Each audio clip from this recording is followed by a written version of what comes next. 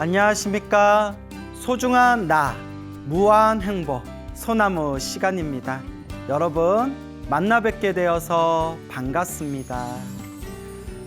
우리가 인생을 살아가면서 힘들고 괴롭고 답답할 때일수록 우리 불자들은 더 간절히 염불해야 됩니다. 더 간절히 기도해야 됩니다. 우리 불자들이 의지할 수 있는 최고의 의지처가 바로 불보살님, 또한 우리 위대한 스승 부처님입니다. 늘 부처님을 의지해야 된다. 제가 가장 좋아하는 부처님 말씀이 있습니다. 사람으로 태어나기 어렵고 부처님 법 만나기 참으로 어려워라. 부처님 가르침 공부하고 공부할수록, 기도하고 기도할수록, 시간이 지날수록 더욱 마음에 사무칩니다. 이 세상에 사람의 몸으로 다시 태어날 수 있다는 게 얼마나 기적 같은 일인가. 사람으로 태어나도 수많은 사상, 수많은 종교, 수많은 가르침들이 있는데 그 속에서 이 부처님의 바른 법을 만날 수 있다는 것이 얼마나 내가 복이 많은 존재인가. 아무리 생각하고 아무리 생각해도 내가 이번 생 부처님 법을 만나지 않았더라면 이번 생 얼마나 내가 허망한 생각에 휩쓸리면서 방황하며 살았겠는가. 부처님 감사합니다. 제가 이렇게 부족하고 못난 중생이지만 이렇게 부족하고 못나더라도 그래도 부처님 법을 만나서 이렇게라도 제가 살아가고 있습니다. 부처님 감사합니다. 부처님 법 안 만났으면 얼마나 제가 어리석음 속에서 더 많은 업보를 지으며 살았겠습니까? 라는 것이 정말 기도하다가 마음에 사무칠 때가 있습니다. 그래서 늘 우리 불자들은 부처님을 의지하고 부처님 가르침에 의지해야 됩니다. 그리고 소중한 나 무한행보 소나무에서 수없는 사람들에게, 수많은 이 불자들에게 부처님의 가피 이야기를 끊임없이 전해드렸습니다. 그래서 제가 늘 드리는 이야기가 부처님 가피는 분명히 있다. 단 기도를 하면서 좋은 일이 생기고 나쁜 일이 생기고 기도를 열심히 했는데도 힘들고 괴롭고 내가 원하는 대로 풀리지 않더라도 다 내가 지은 업의 인연이다. 그러니 더 간절하게 기도하고 내 업보를 닦아나갈 뿐이다. 부처님 가피는 분명히 있다 라고 늘 말씀드립니다. 얼마 전이었어요. 제가 저 지방에 어느 사찰에 초청법회를 갔어요. 불자님들에게 부처님의 좋은 법문을 전해드리고 그렇게 점심 공양 먹고 공양을 마치고 나서 주지 스님하고 거기 거사님들 몇 분하고 이렇게 둥그렇게 앉아서 차 한 잔 마시면서 대화를 나눴습니다. 그때 같이 차를 마시던 거사님이 아주 좋은 말씀을 저에게 전해주셨어요. 저한테 직접 해주신 이야기인데요. 그 거사님이 모친 거사님의 어머님이 지금 연세가 많으신 이제 노보살님이신데 젊었을 때부터 절에를 열심히 다니셨대요. 젊었을 때부터 절에 열심히 다니고 매일매일 기도도 하시고. 근데 어머니께서 어렸을 때부터 원래 위가 약하셨대요. 위가 약하셨고 그리고 항상 이 위장병, 속병을 앓고 사셨답니다. 그래서 젊은 나이에도 뭐 라면, 국수, 밀가루, 뭐 그리고 기름이 가득한 음식 종류, 심지어 탄산 음료까지도 마음 편하게 못 드셨대요. 막 속이 쓰리고 속에 탈이 나가지고 그렇게 위가 안 좋으셨대요. 그래서 평생 사시면서 라면 드셔본 게 몇 번 되지가 않는데요. 그 라면 얼마나 맛있어요. 라면, 그 라면 냄새 얼마나 맛있어요. 라면 좀 드셨다 하면 그날 그렇게 탈이 나신다는 거예요. 근데 실제로 제가 인터넷에서 봤는데 유독 그 라면 면발 있잖아요. 라면 면발이 기름에 한번 튀긴 것이기 때문에 그 뭐 위 내시경으로 이렇게 촬영해 보면 그 면발 중에서도 기름에 튀긴 라면 면발이 가장 늦게 소화가 된대요. 그래서 위가 안 좋은 사람은 라면을 피하는 게 좋다, 뭐 그런 내용이었거든요. 그러니까 그 노보살님도 젊었을 때 드시고 싶은 음식 제대로 못 드시고 정말 스스로 음식을 조절하면서 그렇게 평생 그렇게 이제 속병을 앓고 사신 그런 노보살님이 계셨습니다.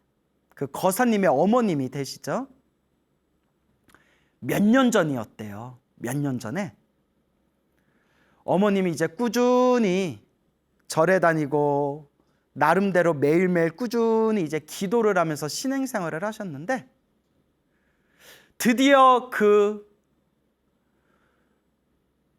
위장과 관련된 이 속병과 관련된 그 어떤 업보의 숙제가 드디어 녹았나 봐요.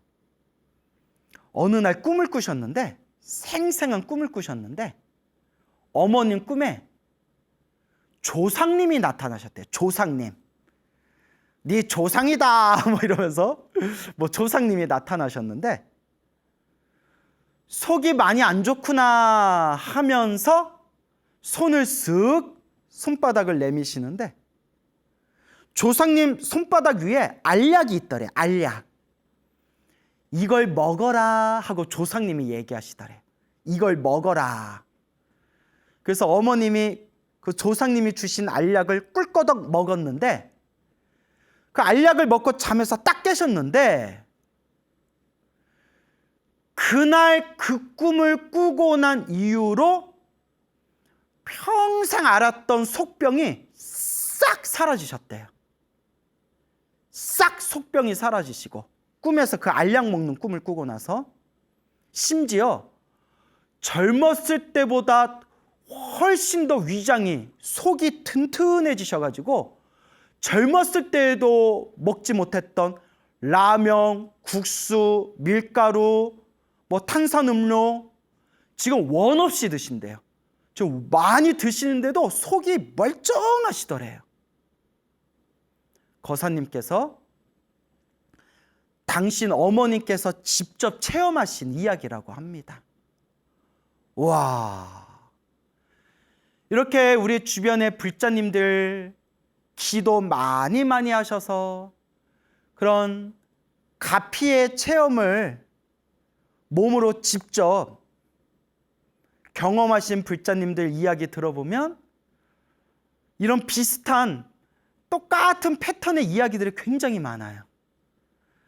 제가 알고 있는 꿈에서 알약 먹고 혹은 꿈에서 약을 줘서 약을 먹고 자기를 괴롭히던 고질병이 사라졌다라는 똑같은 패턴의 내용만 제가 몇십 가지를 알고 있어요.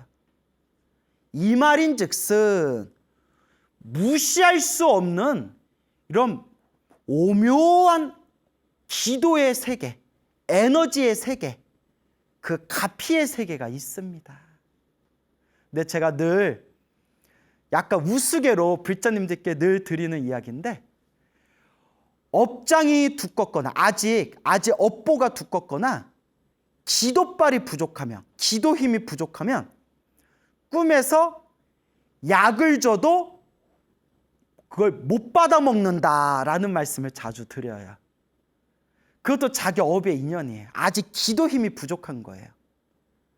그래서 기도 열심히 해서 꿈에서 약 먹어라 줬는데 뭐 약을 먹으려는 순간 잠에서 딱 깬다거나, 또 기껏 야 이거 약 먹어라 하고 꿈에서 약을 주는데 아예 나 그거 싫어요 안 먹을래요 하고 꿈에서 거절한다거나.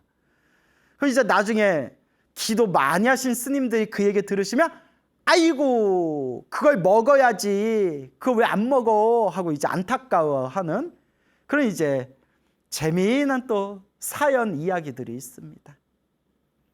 그러니까 꿈에서 뭘 줬는데 그걸 못 받은 것을 아쉬워하지 마시고, 아, 내 업보가 더 두꺼운가 보구나, 내 기도 힘이 좀 부족한 거 보구나, 더 열심히 내가 기도해야 되겠구나, 이렇게 마음을 스스로 잘 돌리시고 더 기도를 간절히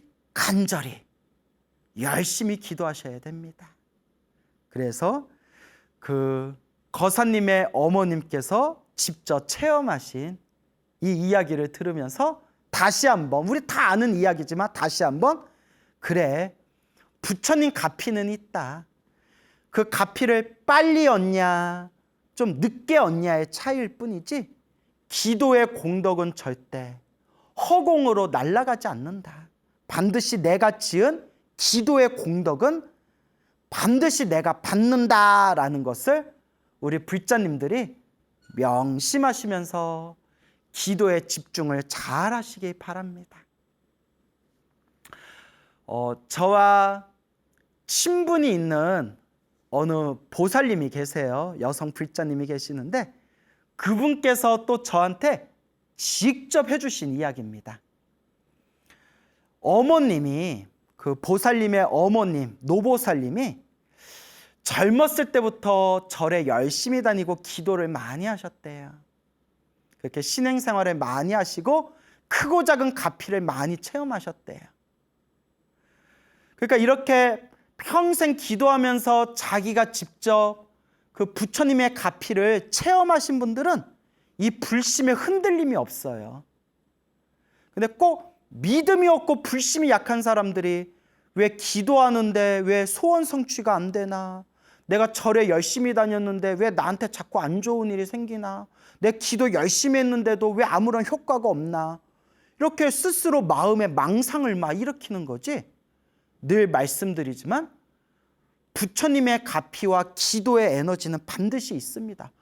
아유, 소중한 나 무한행복에서 제가 목격하거나 직접 들은 이야기, 수백 분 불장분들의 그 기도가피 이야기를 제가 시원하게 다 여러분들에게 전해드렸잖아요.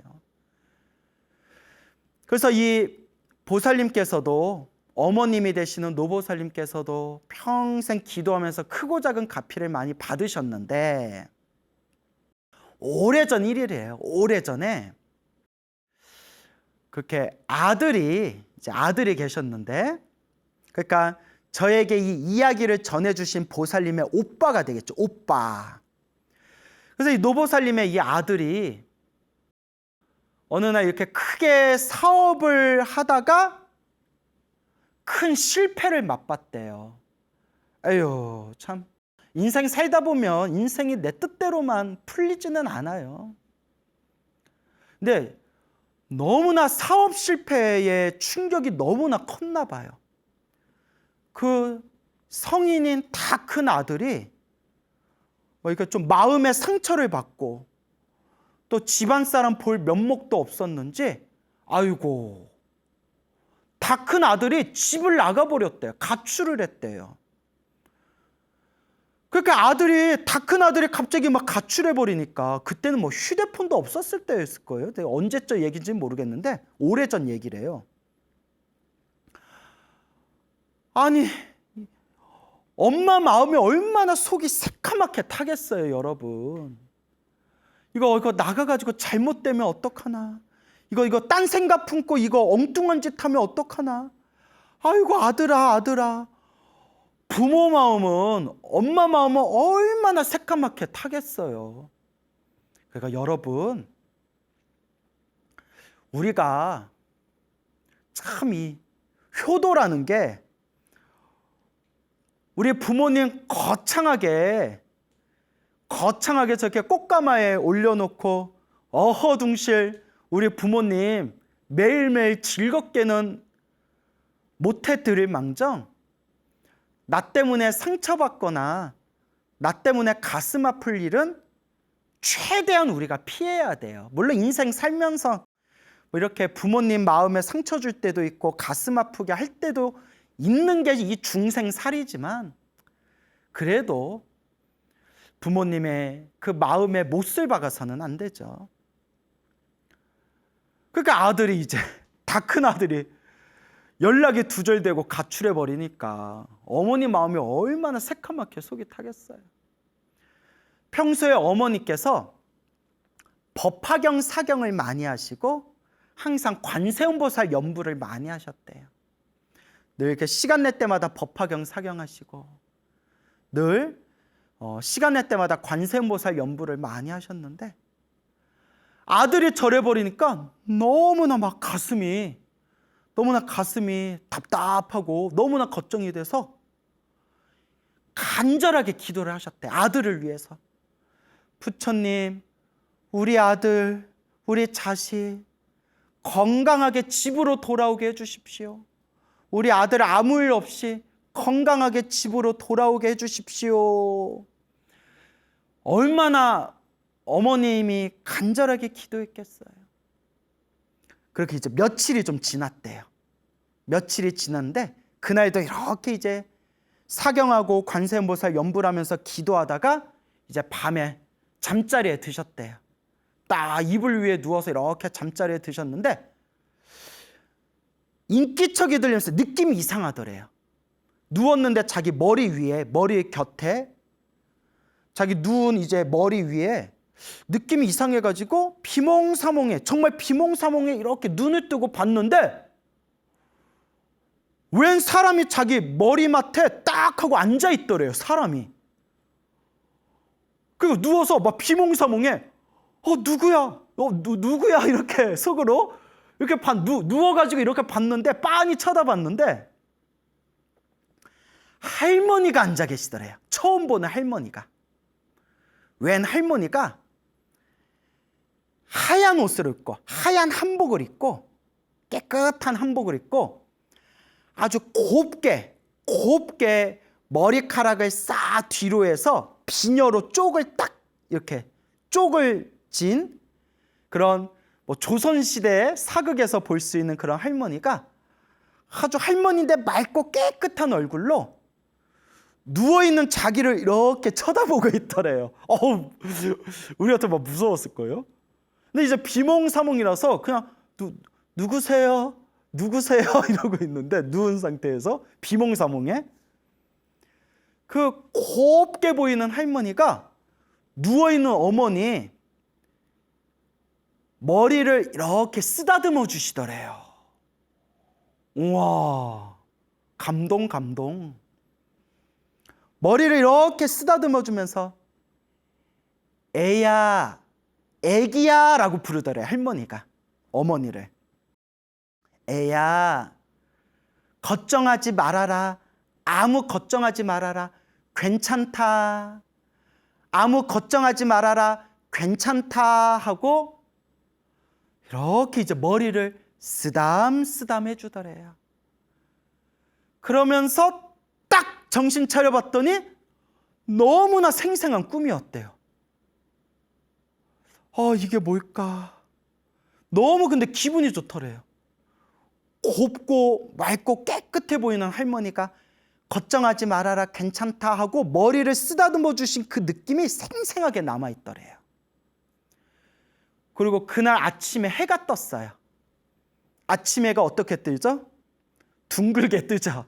아침 해가 둥글게 떴는데 이제 아침에 옛날에 우리 그 조간신문 있잖아요. 신문. 집에다가 이렇게 신문 던져주잖아요. 그래서 그 마당에 아침 신문 가져오려고 아침에 해 떴을 때 이제 마당에 신문 가져오려고 현관문을 딱 열었는데 현관문 앞에 그 계단에 왜 시커먼 사람이 이렇게 웅크려가지고 앉아있더래요.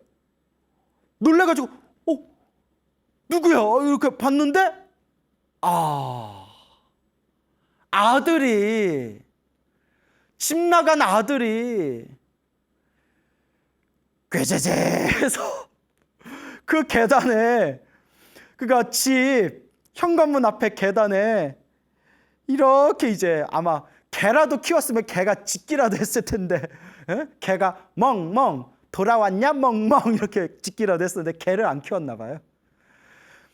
그 엄마 얼굴 보기가 미안해서 집 안에 못 들어오고 현관문 앞에 계단에 쪼그려가지고 웅크려서 이렇게 앉아있더래요. 그러니까 뭐 몇 시간을 앉았는지도 모르는 거죠. 밤에 왔는지 아침에 왔는지. 어머니는 그래요. 와준 것만도 고맙다. 이게 엄마의 마음이에요. 와준 것만도 고맙다. 그러니까 자기 자식 학대하는 엄마는 엄마도 아니에요. 부모도 아니에요. 부모 SS지. 예. 생물학적으로 애만 낳았을 뿐이지. 내 배로 난 내 자식에 대한 그 모성, 그게 바로 엄마의 상징 아닙니까? 그러니까 나를 사랑해주고 보듬어주고 내 새끼 하면서 사랑받으면서 자라신 분들은 정말 부모 복이 많은 분들이에요. 와준 것만도 고맙다. 그게 엄마의 마음 아닙니까? 그래서 미안하고 막 엄마 볼 얼굴도 뭐 엄마 보기도 막 미안해서 집안에 못 들어오고 현관 문 앞에 쭈그리고 앉아있는 아들의 등을 토닥토닥 쓰다듬어 주면서 이렇게 집 안으로 들어가자 아들아, 어서 들어가자. 그러면서 딱 드신 생각에 어머님이 부처님 감사합니다. 오늘 새벽에 꿨던 꿈이 바로 이것이군요. 애야 아무 걱정하지 말아라. 아무 걱정하지 말아라. 제 머리를 쓰다듬어 주셨던 뜻이 이것이군요. 집 나간 아들이 돌아왔습니다. 부처님 감사합니다. 라고. 그러면서 아들을 토닥이면서 이제 집 안으로 함께 들어오셨다고 합니다. 와, 감동 100%다. 그래요. 인생이 내가 원하는 대로 인생이 술술 풀리지가 않아요. 기도를 많이 해도 내가 원하는 소원을 다 성취할 수가 없어요, 여러분. 저 정말 기도 많이 하거든요. 좀 옛날보다는 기도하는 시간이 줄었어요. 정말 미안한데. 왜냐하면 하도 법문을 많이 하고 다녀서 힘들어 죽게 가지고. 그래서 이제 항상 짜투리 시간에 염불하려고 노력을 하는데, 기도를 많이 해도 안 되는 일은 안 되더라고요. 기도를 많이 해도 큰 스님들도 그렇게 기도 많이 하고 수행 많이 하셔도 안 좋은 일들이 생기더라고요. 그렇기 때문에 다 내가 전생에 지은 나의 빚이고 모든 게 다 나의 업보의 인연이구나. 더 간절히, 더 부지런히 닦고 닦아야 되겠구나. 우리 불자들은 늘 명심해야 됩니다. 여러분 꼭 명심하세요. 기도를 열심히 해도 나쁜 일이 생길 땐 나쁜 일이 생겨요. 스님, 저 기도 열심히 했는데 왜 저한테 이런 일이 생길까요? 가 아니라 기도를 많이 해도 나쁜 일은 생기긴 생기더라. 다만 기도를 많이 했는데도 나쁜 일이 생긴 것은 내가 지은 크게 받을 업보를 작게 받고 있는 업장소멸의 과정이다. 그러니 흔들리지 말고 더 간절히 기도하고 기도하면서 나의 이 두꺼운 업장, 나의 이 꽉 차 있는 나의 이 업보를 녹이고 녹여나가야 된다라는 것을 불자 여러분 명심하시기 바랍니다. 몇십 년 전에 어떤 한 여인이 있었어요. 한 젊은 여인이 있었는데 이 여자가 결혼을 딱 코앞에 둔 그 시기에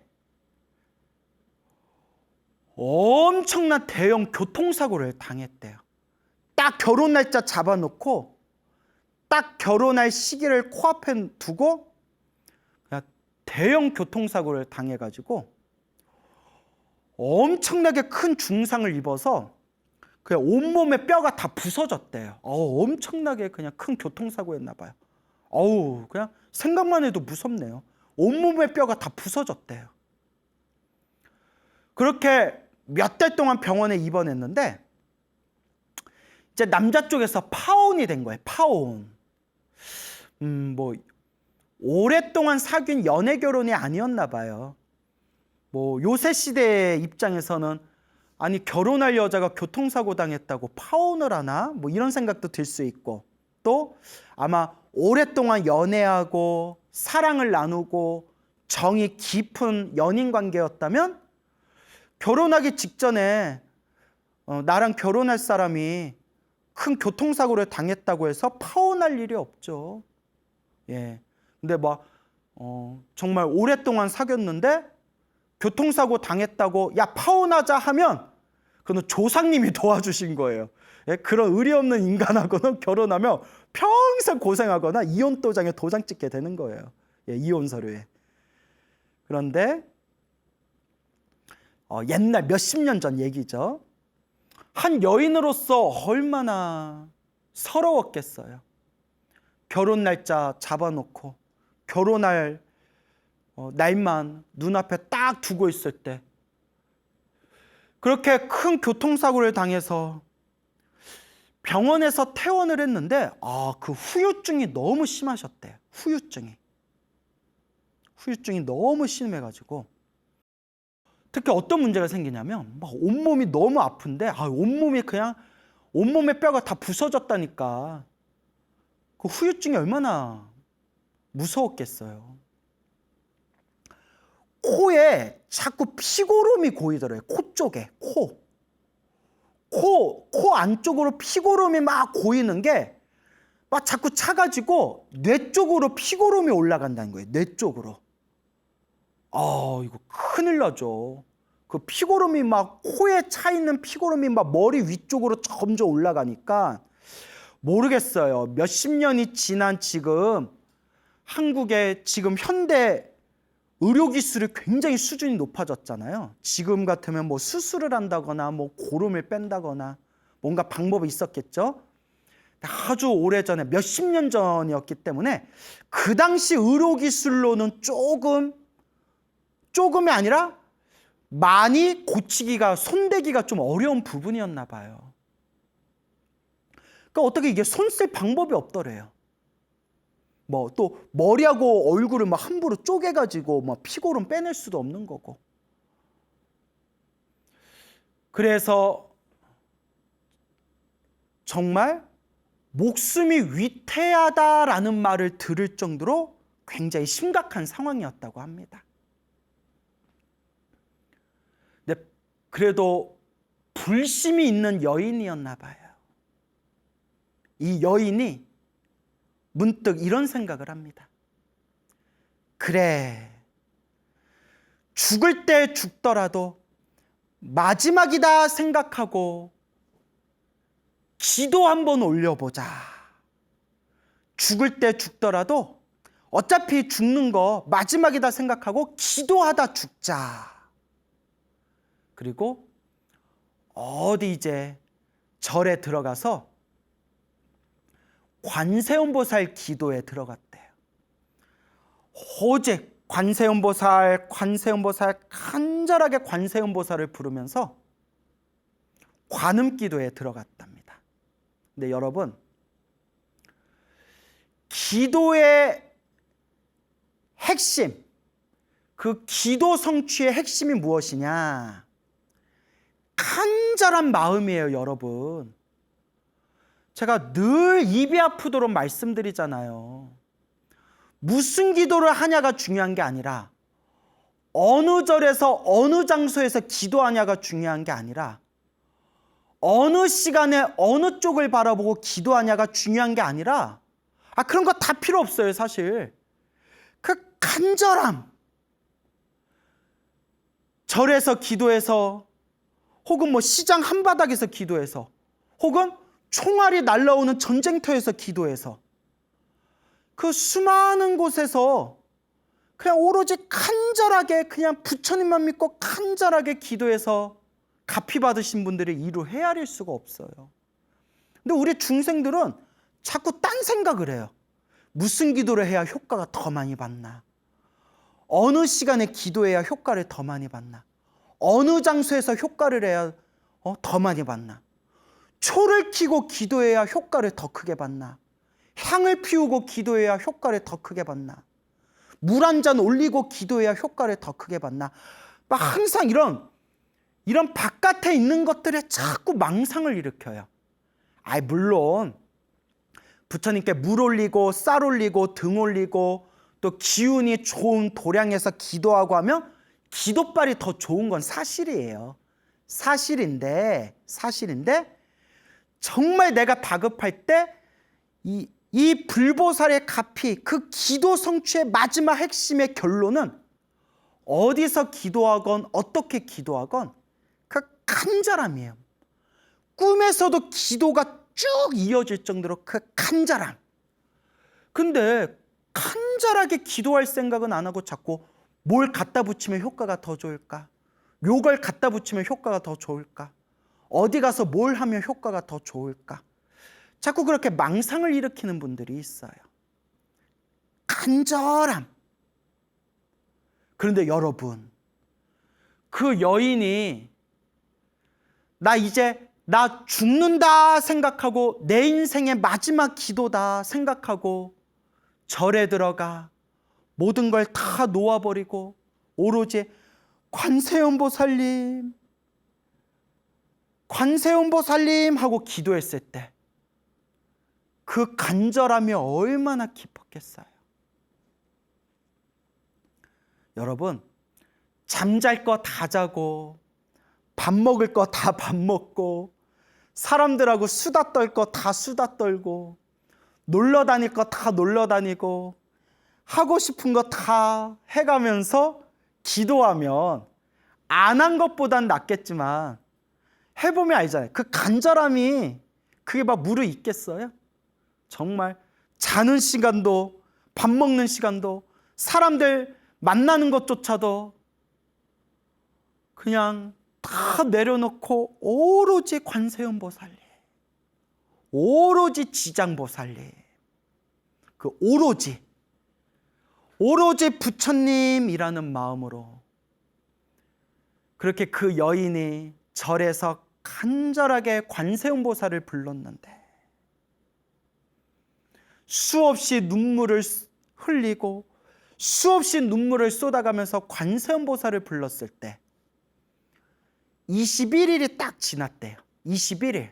37은 20일. 21일째 되는 날 밤에 생생한 꿈을 꿨대요. 어머니가 나타나셨대요. 엄마가 나타나서 자기를 이렇게 우물가에 데려가더래요. 어머니가 이렇게 우물가에 데려가서 이렇게 옷을 벗기고 우물가에서 이렇게 바가지에 물을 탁 뜨시는데 꿈속에서 자기 몸에 온몸에 막 피고름이 묻어 있더래요. 피고름이. 어머, 이게 뭐야? 하고 있는데 어머니가 우물가에서 바가지에서 물을 떠가지고 그 맑은 물로 그 여인의 몸에 묻은 피고름을 깨끗하게 그 피고름을 닦아주는 깨끗하게 그 물로 피고름을 다 닦아주는 그 꿈을 꾸면서 딱 잠에서 깼대요. 어머니가 나타나서 우물가에 데려가서 딸의 몸에 덕지덕지 묻어있는 피고름을 그 깨끗한 물로 다 닦아주는 그런 꿈을 꾸면서 잠에서 딱 깨어났답니다. 우와, 결과는 어떻게 됐을까요? 눈치채셨죠? 싹 나았대요. 피고름은 물론 평생을 지고 갈지도 모를 온몸이 부셔졌던 그 교통사고의 후유증, 그 통증까지도, 후유증까지도 싹 다 사라져 버렸대요. 싹 다. 아, 부처님 은혜구나. 아, 관세음보살님 은혜구나. 내 평생 불보살님 은혜를 갚으며 살리라. 그리고 그 여인, 이 사연이 기구했던 여인이 머리 깎고 출가해서 비구니 스님이 되십니다. 그 비구니 스님이 오래전에 세상을 떠나신 그 지장암이라는 암자, 지장암이라는 암자에서 오랫동안 주석하셨던 법회라는 비구니 스님이시랍니다. 법회 스님. 그래서 88살에 세상을 떠나셨는데요. 88살 세상을 떠나실 때까지 그렇게 병 없이 무병장수를 하셨다고 합니다. 이것이 부처님의 가피이다. 나무아미타불 관세음보살, 지장보살 마살.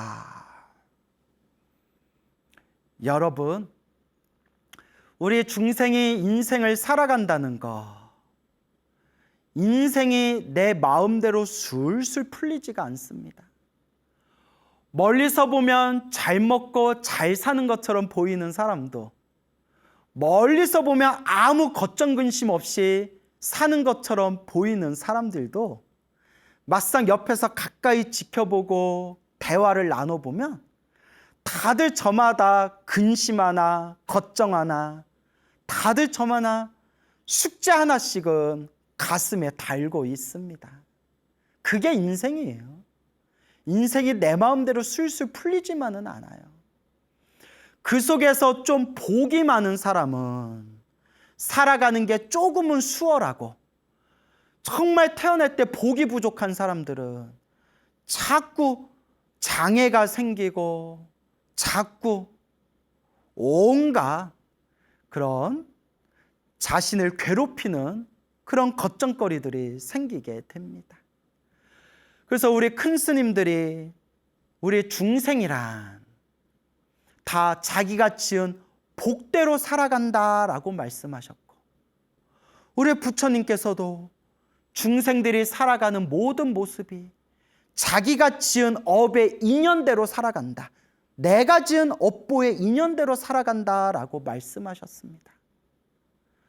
생각하면 생각할수록 이 인연법이 참으로 묘하고 참으로 무섭습니다.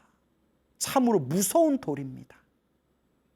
그래서 여러분, 인생을 살아가며 힘들고 괴롭고 답답할 때, 아, 내가 과거 전생에서부터 빚을 많이 졌구나. 내가 과거 전생에 벌려놓은 숙제가 많구나. 내가 전생에 지어놓은 내 업보가 참 많구나 라고 스스로 반성하면서 간절히 업장을 소멸하는 마음으로 염불하고 기도하면서 복을 지어나가야 됩니다.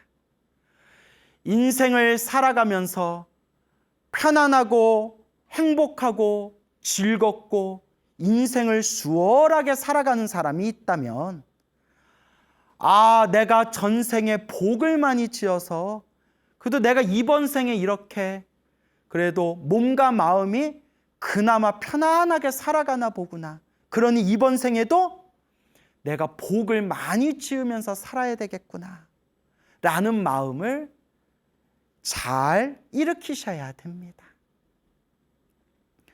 인연법. 일어나고 사라지는 모든 것이 다 인연법. 인연 따라 일어나고 인연 따라 사라지는구나. 우리는 지금 어떤 인연을 지으며 살아가고 있는가? 늘 염불하고 기도하고 수행하고 정진하면서 부처님의 가르침을 잘 닦아나가는 불자가 됩시다. 여러분, 행복해지고 싶습니까? 행복한 삶을 창조하고 싶습니까? 복을 지으십시오. 선업을 지으십시오. 공덕을 닦으십시오. 복과 선업과 공덕의 힘이 여러분들을 진정한 행복의 길로 이끌어 줄 것입니다. 여러분, 성불하십시오.